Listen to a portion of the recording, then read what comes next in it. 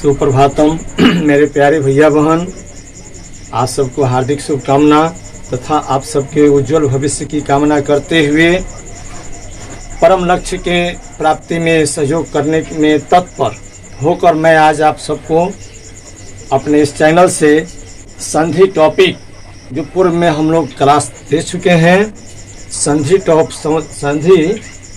Topic में लेकर आया हूँ। पूर्व के कक्षा में हम पढ़े थे संधि के 3 भेद होते हैं, स्वर संधि, व्यंजन संधि और विसर्ग संधि।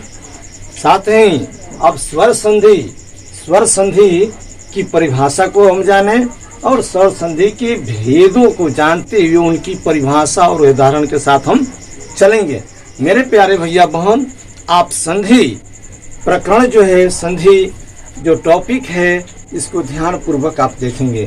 तो आइए, स्वर संधि की परिभाषा है 2 स्वरों के मेल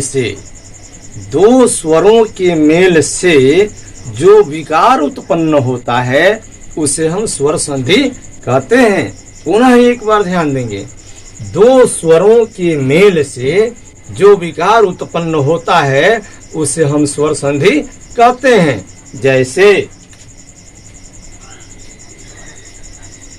ओ, आ बराबर आ, ओ जोड़ ए बराबर ए। आप देखिए, यहाँ स्वर है, ओ आ स्वर है, ओ ई स्वर है, आ ए प्लस ए।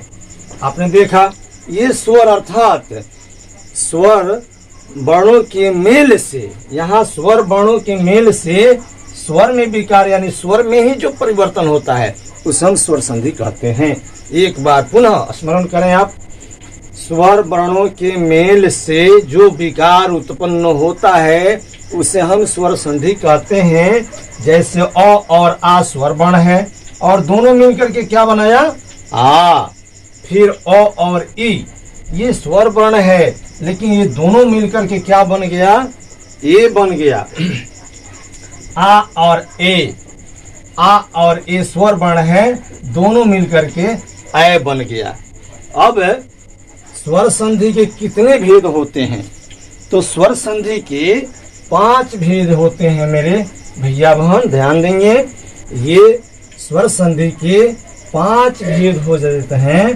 पहला है दीर्घ संधि, दूसरा है गुण संधि, तीसरा है यण संधि, चौथा है वृद्धि संधि और 5वां है अयाधि संधि। एक बार पुनः आप ध्यान दें, पहला दीर्घ संधि, दूसरा गुण संधि, तीसरा यण संधि, चौथा वृद्धि संधि, 5वां अयाधि संधि।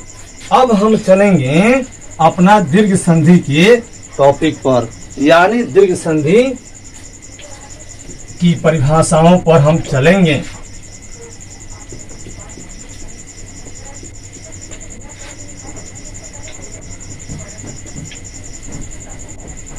दीर्घ संधि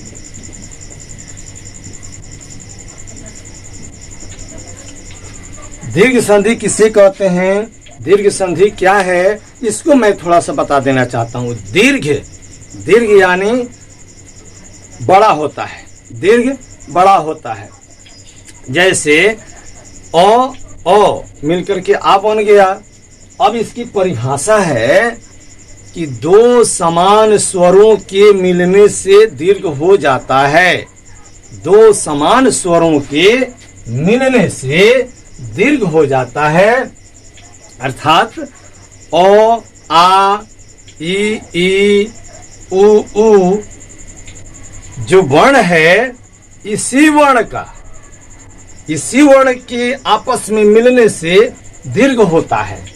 आइए, यहाँ ओ प्लस ओ आप देखेंगे, यहाँ ओ और ओ हो गया और उसी के समान आ हो गया, ओ हो गया, दोनों मिलकर के आ बन गया।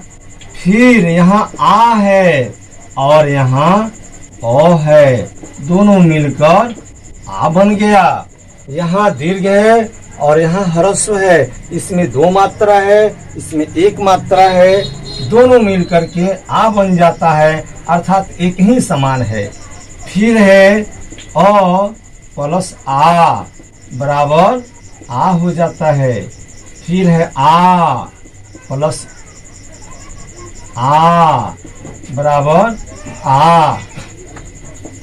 अगला है ई प्लस ई बराबर बड़ी ई प्लस छोटी ई बड़ी ई, छोटी ई प्लस बड़ी ई बराबर बड़ी ई।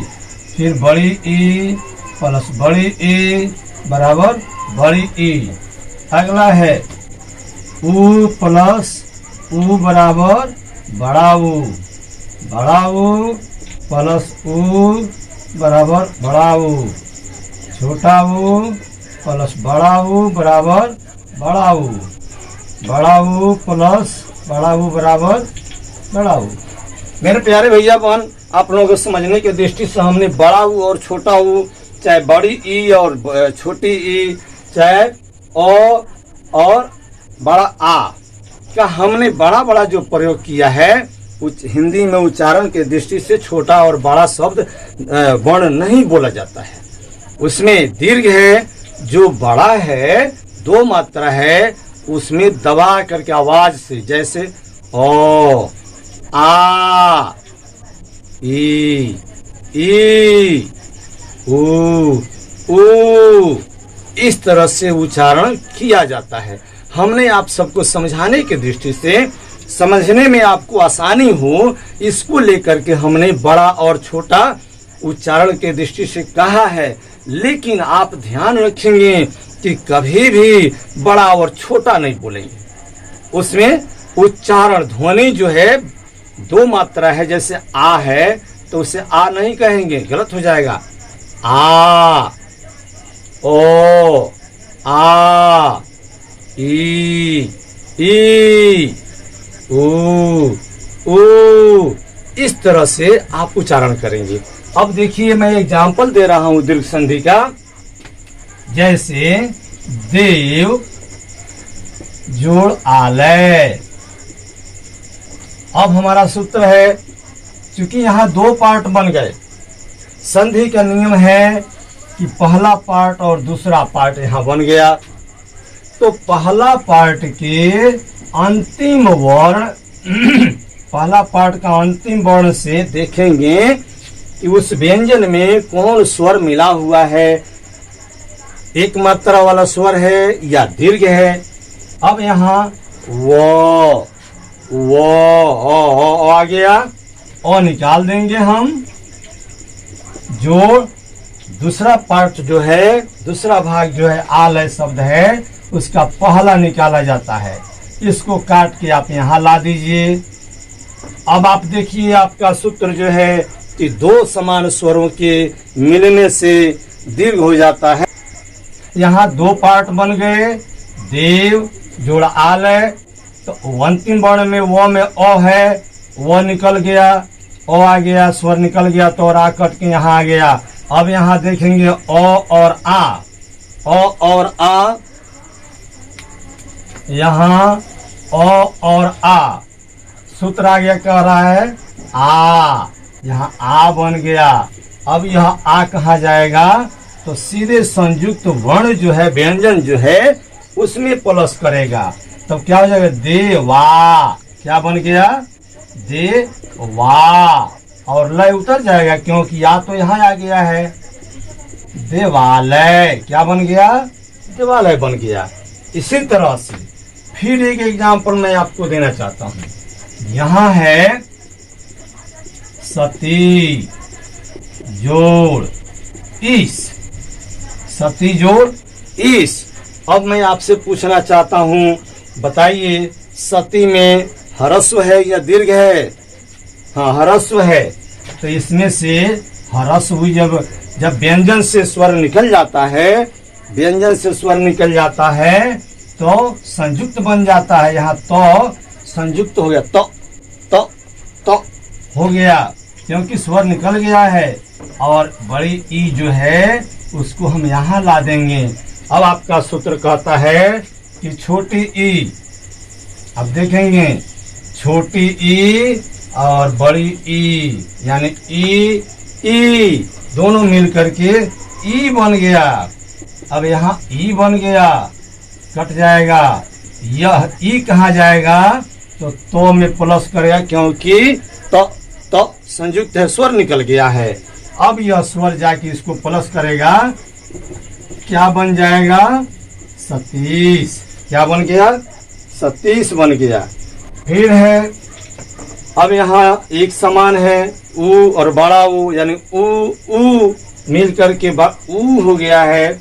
यहाँ आप देखेंगे भानु जोड़ उदय, भानु जोड़ उदय। अब यहाँ भानु हो गया, तो आपसे मैं जानना चाहता हूँ, आप बताएंगे 9 में ऊ है, वह छोटा ऊ है या बड़ा ऊ है? हाँ, बड़ा ऊ है, बड़ा ऊ है। इसे निकाल देंगे। जब इसे निकाल दिए तो ये बच गया क्या, न बच गया, और ऊ कट करके यहाँ आ गया।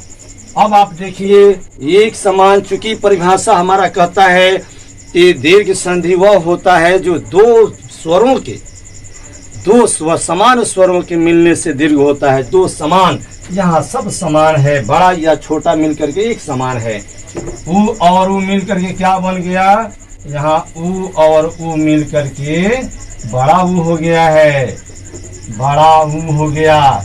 अब यह बड़ा ऊ कहाँ जाएगा, न में जाएगा। तब क्या बन जाएगा, भानु, और दय दे देंगे, भानुदय।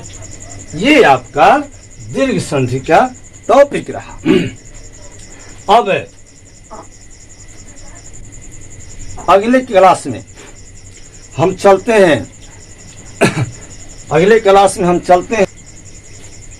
तो आइए हमारे प्यारे भैया बहन, हमने आपको आज के वर्ग में, आज के क्लास में हमने दीर्घ संधि दिया। स्वर संधि के 5 पार्ट जो होते हैं, उसमें पहला पार्ट दीर्घ संधि है, उसको हमने दिया।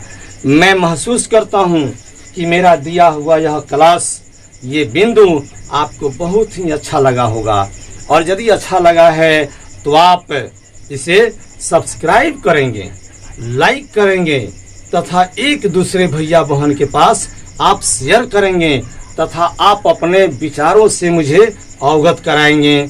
आप अपने मम्मी पापा को भी शेयर कराएंगे, बताएंगे, और उनके सुझाव मेरे पास भेजेंगे, ताकि मैं और प्रयास करूं कि और बेहतर से बेहतर आप सबको दे सकूं। इन्हीं सभी शुभकामनाओं के साथ आप सबको ढेर सारी शुभकामनाएं। आज के लिए इतना ही, धन्यवाद।